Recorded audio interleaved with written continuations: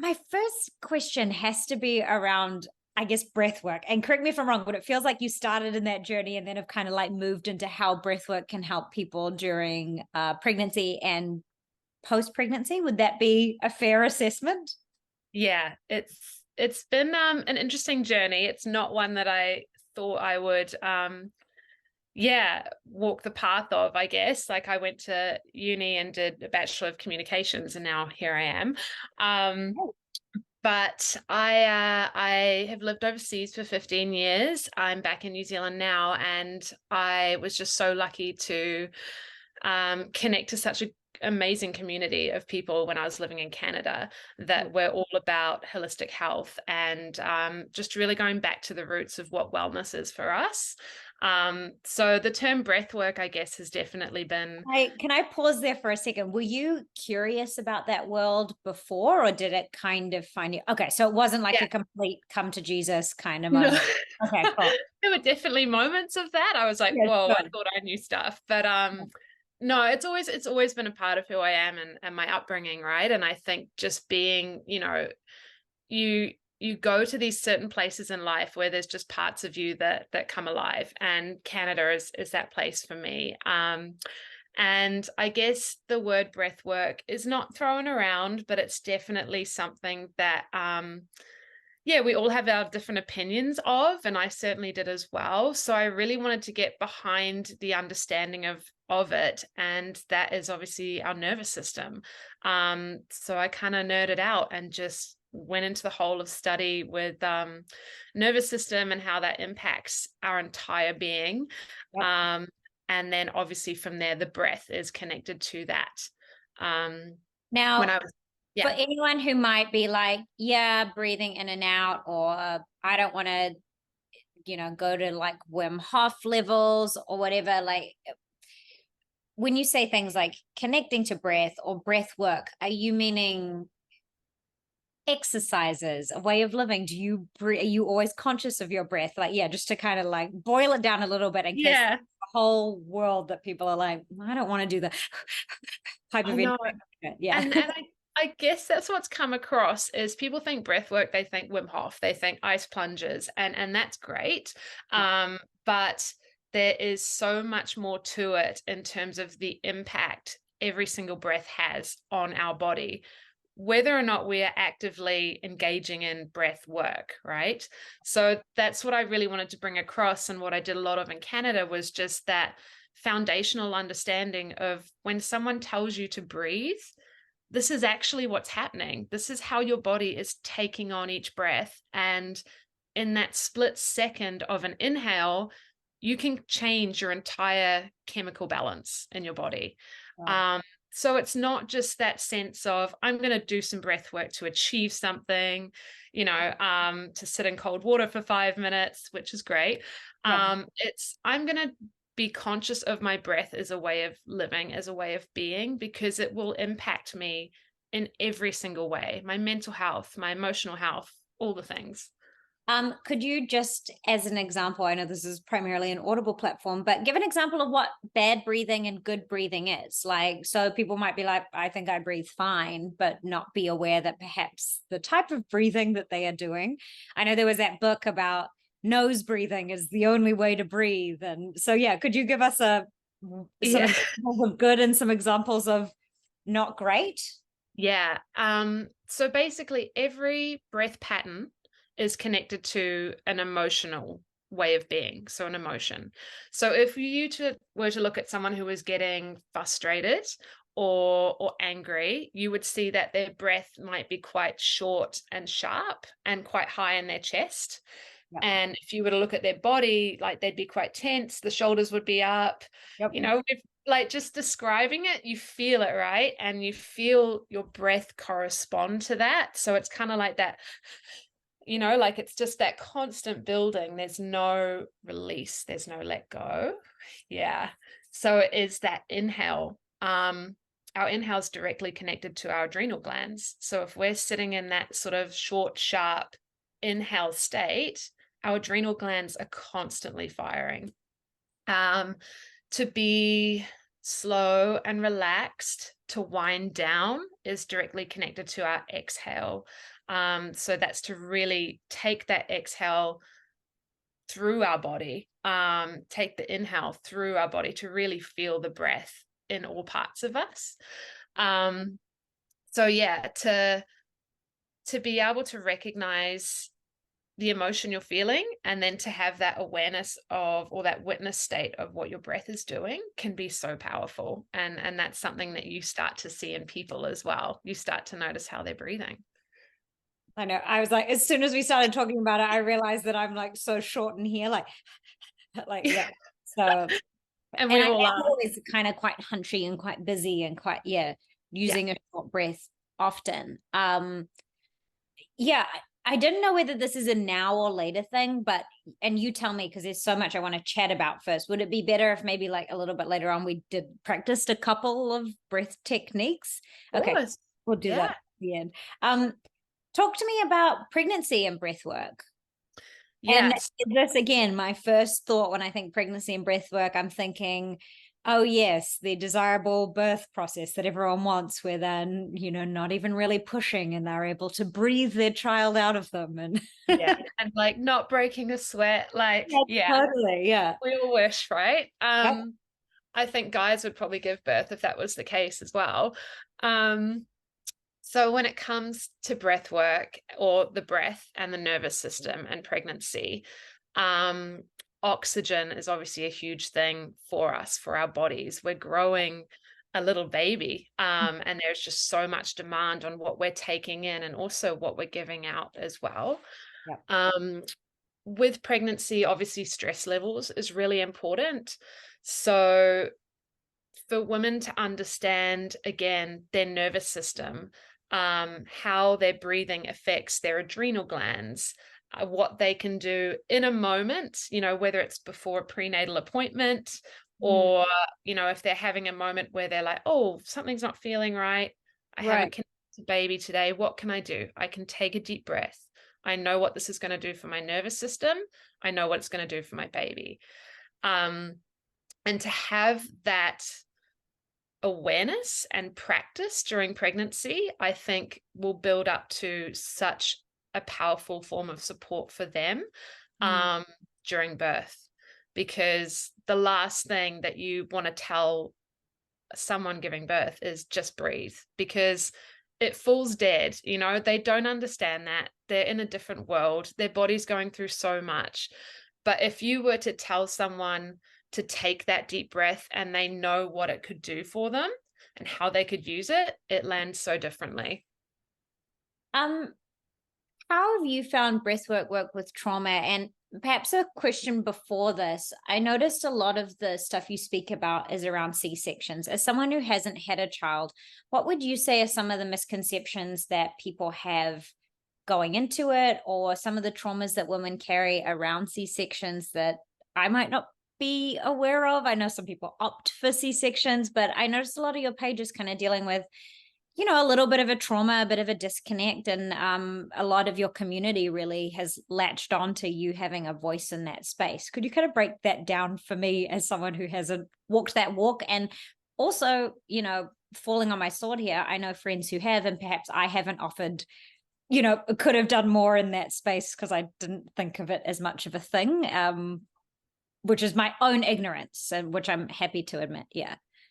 Yeah, no, and thank you. And I think, the birth of a new life is such a beautiful thing. And that can really take away from, what a woman has been through to birth that new life. It's exciting. There's a new baby, and, a new dynamic to the family, and that is to be celebrated, of course, but the journey of that life getting here is also needs to be validated. So I've been supporting women in birth for years, and up until having my own birth and my own experience with a C-section. Again, it's something until you live and breathe through, you cannot even comprehend. And I still can't, even though, I carry the scar of it. So I think a lot of, not necessarily trauma, but when it comes to C-sections, if they haven't been planned, I don't like to use the word emergency, because not all of them are. If it hasn't been planned, if it hasn't been, consciously chosen, Mhm. then there can be that trauma or that work that's needed to support the acceptance of and the understanding of why it needed to happen. And that's something that I'm doing to this day, and will be for a while. Um, and to have that validation for women of, you've been through something massive, even if it was perfect in every way. It's just saying, what you've done is honestly miraculous. It's, you deserve to feel good and supported and to have what you need, and what can I do to help you with that, to help you receive that. Mm. I think that's sort of what's been lost, is just that recognition. Mm. And a lot of us, that's hard conversations to have, with friends, with family who have gone through a birth or a C-section, because we ourselves might be scared of what comes up for us in that response. We want to be there to help them, but there might be a part of us that's like, oh, this is uncharted territory. I'm not quite sure of how I can respond appropriately to what they might say, or Mhm. what they might share This with might be, me. I might be completely out of line here. Is there a bit of a stigma to C-sections? Yeah. What is it? Is it kind of like the stigma to breastfeeding? It's like everyone thinks there's Yeah. a, okay, got it. Yeah, it's this or that, right? And it's It's actually strange I in was 2023. Like, and again, I'm sitting on the yeah, side of the fence that I've not got walked down that journey. So to me, I can't imagine judgment being placed on another mother. That seems horrific, but I'm obviously yeah. not naive to the fact that it happens. So okay. Sorry. Yeah. You can I continue. Yeah. recently actually watched the David Beckham documentary, I did and they too. dived into, obviously, the birth around one of their Yeah. sons, and there were the headlines, too posh to push. Yeah. And that is still very much kind of like an underlying mentality of C-sections. Got it. Um, that it's the easy way out, and women take that on board as well as a sense of a failure. It's like, Which is I it's like a full-on surgery. Like, yes. That's the thing. And it's like, even with the recovery, it's like you're still expected to recover as you would if you had had a vaginal birth. But it is a totally different recovery in terms of the chemicals, the medicine that's in your body, how that's affecting your mental health, your breastfeeding. Physically, you have a wound, and you need the right support with that. And again, that validation of what you've yeah, been through. And it just blows my mind. I've seen it go around on Instagram and news stories of, you get physio and you get a recovery plan from, knee surgery, ACL stuff, which is 100% needed. And this is just as important. Like, this should be right up there with that too. totally. Yeah. Cool. Okay. Well, thanks for explaining that to me because I think, yeah, it's not something I can speak on because I haven't gone through it. But yeah, you're right. It's like, I guess I can sit on the side of the fence that's like, oh, then you don't do any damage to your lady parts. So, like, that's the win, but it's not, I'm sure it's not. um, So how have you found or what has been helpful and what has been hindering for people who are going through that process like yourself? So myself as a friend can put some tokens in my back pocket. Like what has someone done that you've been like, this is what everybody should do, or perhaps unbeknownst to them, what is something that someone meant well, we're all well-meaning, but isn't helpful? Yeah. I think what isn't helpful is putting in your opinion of how Sure. things should be done. Sure. And again, it's, and it comes from friends, it comes from family, it comes from the best place. Um, but it's just such a raw and vulnerable time for a Yeah. mother after any type of birth, where she's really putting the pressure on to figure it out. She's putting the pressure on herself to be a mum, and she's trying to find her way to do that in a way that feels right for her and her little one. Yeah. And no one can tell you that. And you don't really have the mental capacity to take in new information either. Sure. But I always say, if you're going to visit a new mother, even in that first year, you know, we sort of get past that first 6 weeks and we're like, oh, cool, we're good. You know, baby's growing up. Yeah, it's all back to routine. That first year, I always say, never turn up to a house empty-handed. Always bring a coffee, always bring, you know, a freezer meal, something that's nutritious that can go in the freezer. Food is just, it's a huge thing for mothers in terms of their recovery, Yeah. their energy, and they don't have time to eat for themselves. So just never turn up empty-handed. Just bring something always for the mother, not necessarily the baby, unless she asks, because it's amazing just what comes through the door for a Sure. little one. I'm sure. And you're kind of there in your pajamas and you haven't slept and you're just like, oh, thanks. Like, Awesome. I love it. It's great. Perfect. Yeah. That's funny. Think of the mother. Yeah. And then what about something that, so I guess that is something that is helpful. So when it pertains to breathwork, because God, time is like running so quickly with you. I'm sorry. What would be a few exercises that maybe we could do too, if you're happy to kind of coach me through something? I very well documented. Struggle a little bit with spiraling thoughts, and often that can present, if it's quite serious, as a form of panic attack, or quite shaky, quite clammy. I've been doing some hypnotherapy, which is quite awesome, as a way to kind of like ground myself, or touching my wrist. But for some reason with breath work, I struggle a little bit to stay with it for longer than 30 seconds. Like, my ADHD sort of kicks in a little bit, and yeah, it's not a comfortable place for me. I think because it's so calming, it's like meditation. I find myself wanting to run away from it a little bit. So yeah, do you have any exercise or something that I can do that's maybe shorter in length but powerful? Yeah. And you're not alone in that. I think, you know, a lot of us, how we're conditioned now, the world we live in, we are all type A's. We have to keep doing, we have to keep going. Yeah. And because of that, we are living in our minds more Yeah. than our bodies. Yeah. So our body, unfortunately, the relationship we have with it, being with it, it's uncomfortable. And we don't want to do it. There is that avoidance pattern, and that's okay. Yeah.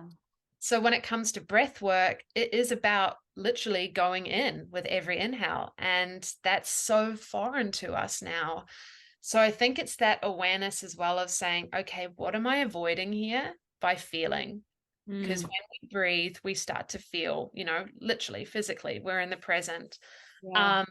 So it's just that acceptance of that, and that understanding of, okay, I'm about to go into my body and I can feel that I don't want to. Yep. Here's Even where just then I got really hot. Like, I was yeah. like, which is so funny. I've done all the work. I'm like, it's just this like fear, because I am in like therapy and stuff, fear that there's more that I haven't yet uncovered. And I'm like, oh no, we're already at capacity. Yeah. I don't want to find anything else yet, Vanessa. But yeah, okay. All right. Yeah. Oh, there's so many layers. Yeah. It's okay. I'm committing to doing it. I'm just being transparent with you. I was like, oh, I just got a hot flush of nervousness, like live on television.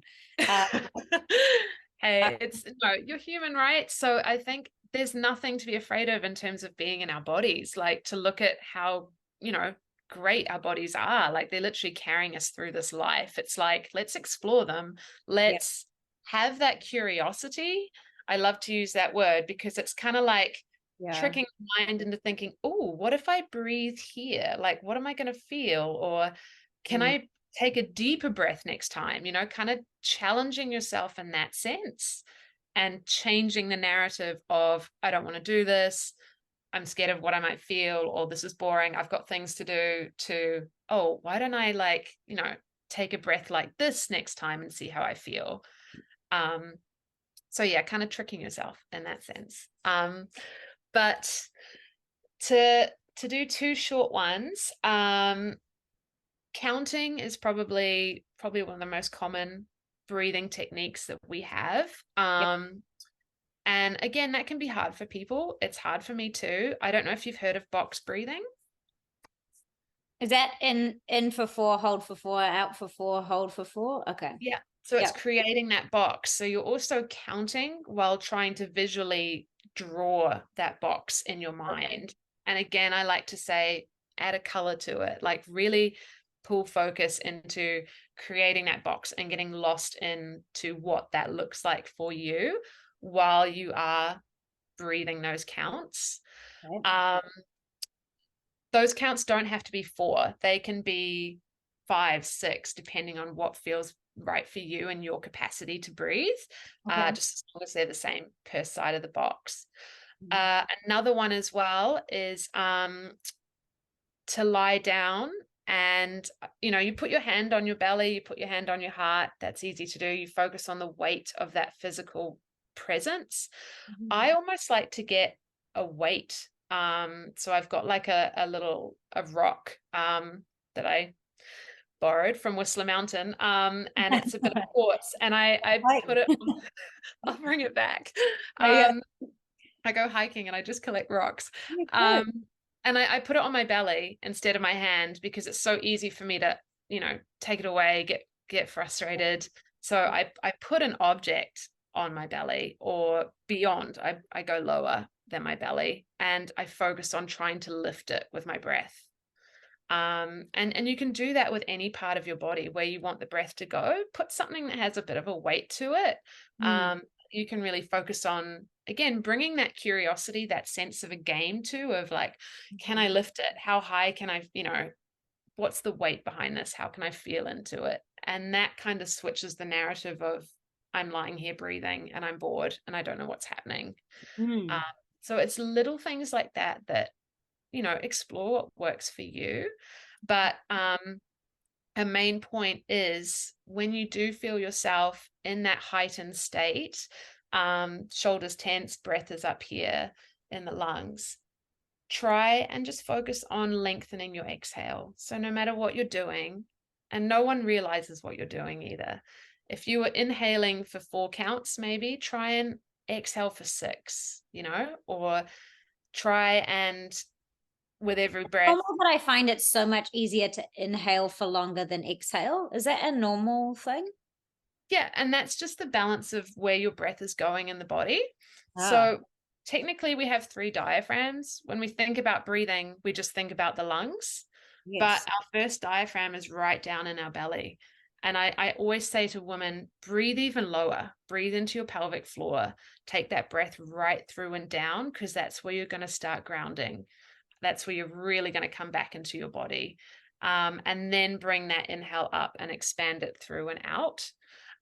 So depending on that capacity of your inhale, and also as well, to get woo-woo, Go for it. our exhale is how we let go, right? That's Our probably inhale, why I'm not very good at it. so our inhale, it's what we take in. It's how we receive, but to Interesting. exhale is to surrender, is to really let go. That So makes perfect sense. No, no, that sounds like science. Okay, got it. Yep.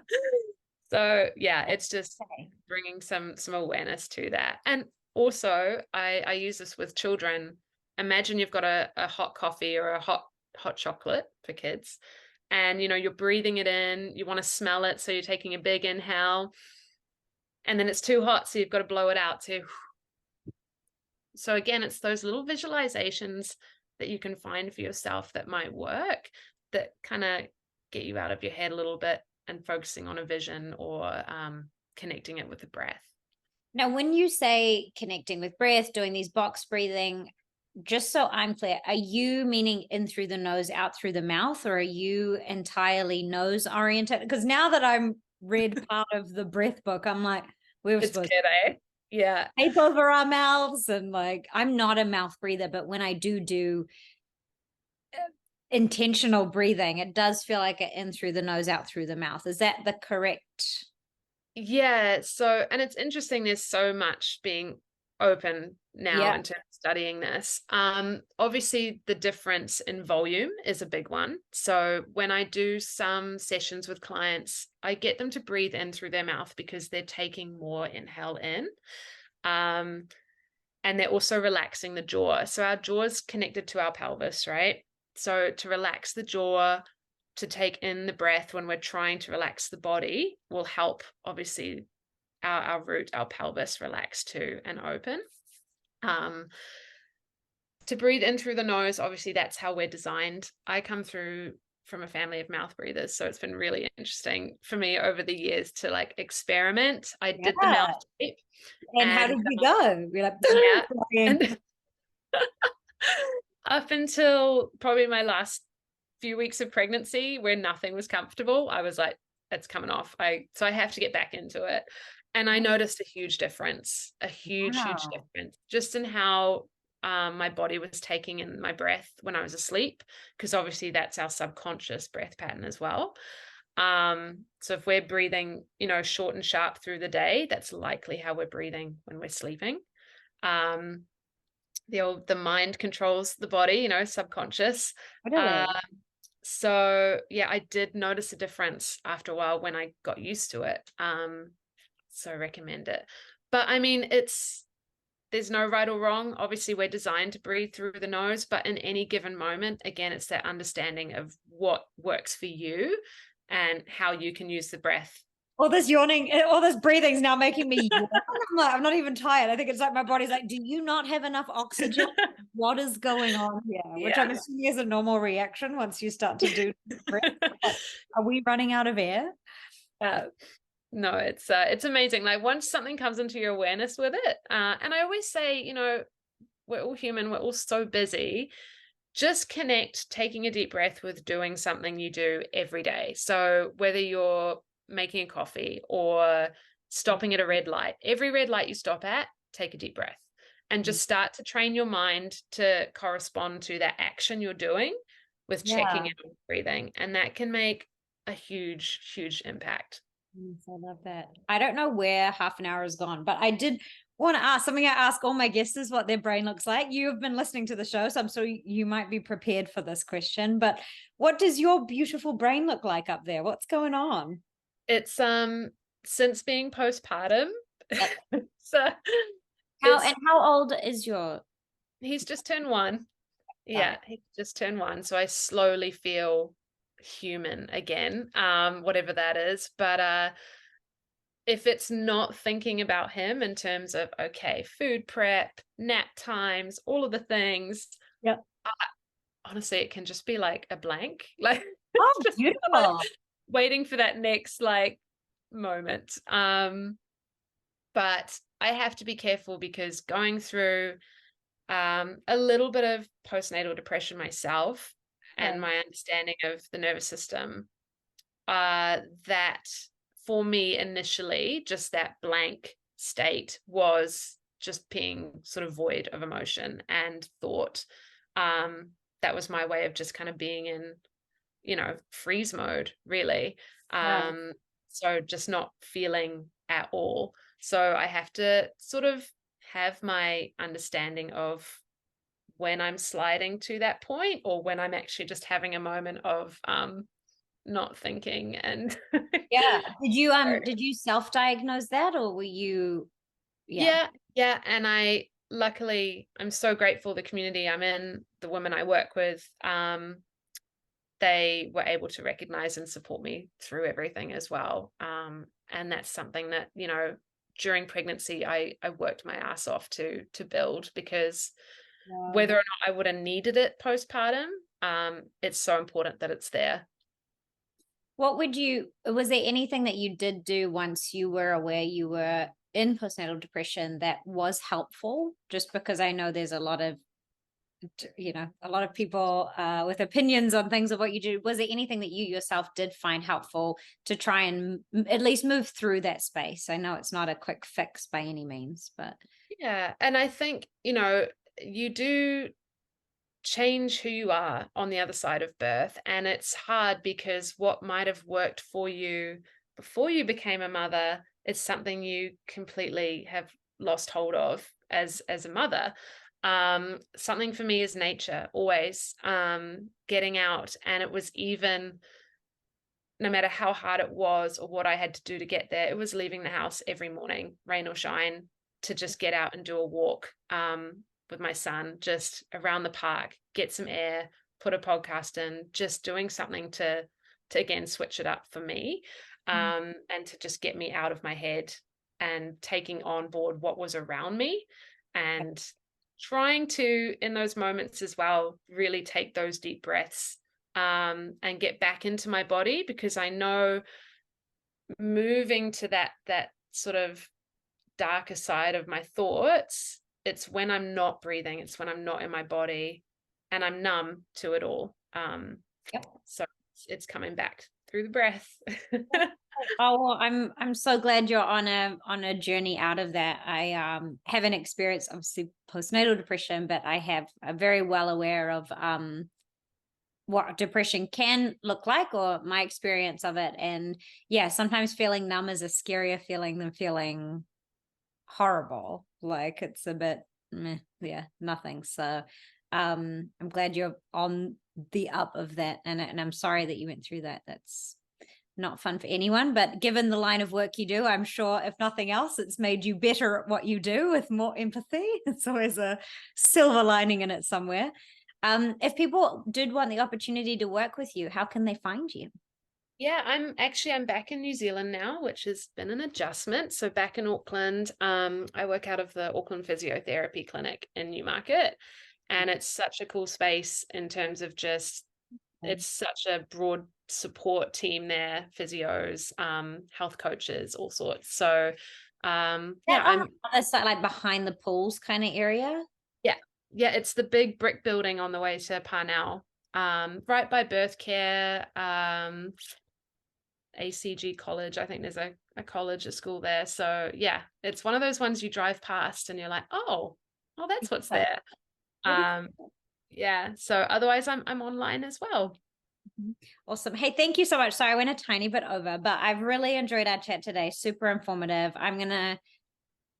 I too have borrowed some rocks from some places that are special. So I might try your rock trick. That's a really cool way of doing it too, because it's kind of like, yeah, making it a game and being curious. And thank you so much for your time and for reaching out. That means the world to me that people are like, oh, because it's so helpful. So thank you so much. I appreciate it. No worries. So lovely to chat. All Yeah. right. Take care, Kim.